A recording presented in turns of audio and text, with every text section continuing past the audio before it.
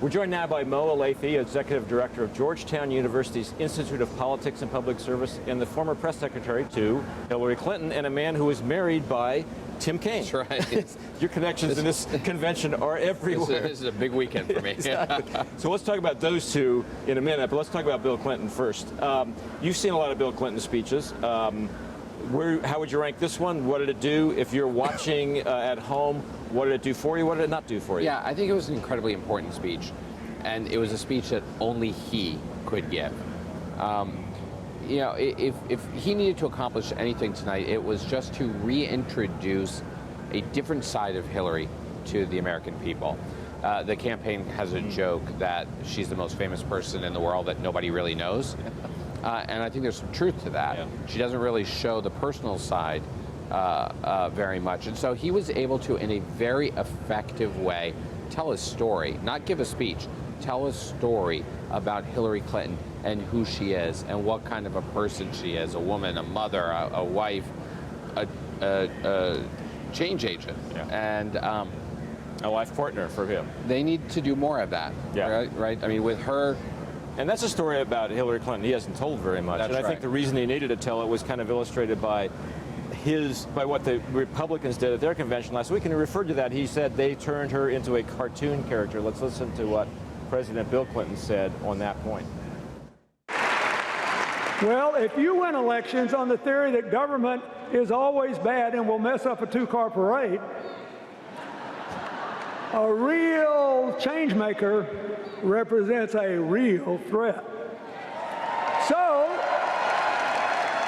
your only option is to create a cartoon alternative. Then run against the cartoon. Cartoons are two-dimensional. They're easy to absorb. Life in the real world is complicated, and real change is hard. And a lot of people even think it's boring. So, Mo, it may be a cartoon, but it's been a pretty effective cartoon. I mean, her negative ratings have now basically reached Donald Trump proportions. One speech is not enough to change that. No, that's what I'm saying. They need to do more of this. And Hillary's got to do a little bit of it, too. You know, the American people right now are wondering, like, which of these candidates is looking out for me? Yeah. That's what this election is about. Who's looking out for me? The frame of this campaign, of the Clinton campaign, is Hillary Clinton has been and always will be an advocate, a champion for you. Donald Trump's only in it for himself. People are willing to buy the second half of that. That's not a heavy lift. But the first half, they're still not comfortable with yet. Yeah. And so she needs more speeches like this. She needs to also show that side of herself. Personally, she needs to be able to do that if they're going to begin to get people to see her that way. Does she have to be liked? Does she have to be likable, or is it enough for people not to dislike her because they see the other advantages and assets? So there's two pieces to this. Number one, does she need to be liked to win the election? You need to be less disliked. The reality is, the sad reality is, you just need to be less disliked than the other person. But the other part of this is, let's just say she wins, she needs to govern. Yeah. And you don't want to enter office being disliked. Yeah. You want to enter office. Yeah. So will she climb that mountain all the way? I don't know.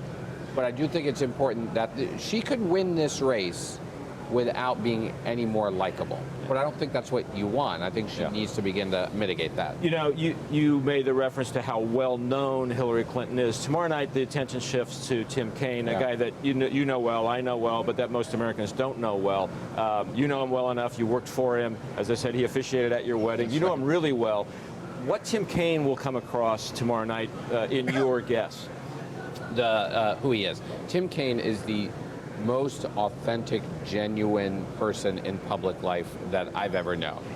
What you see with him is what you get. There's no airs about him. He's just a real guy. And I think that's what you're going to see tomorrow. A couple of things. One, he is just a real guy. He's a guy whose father was a small business owner who ran an iron workshop, and Tim, learned how to weld on the shop floor as a teenager.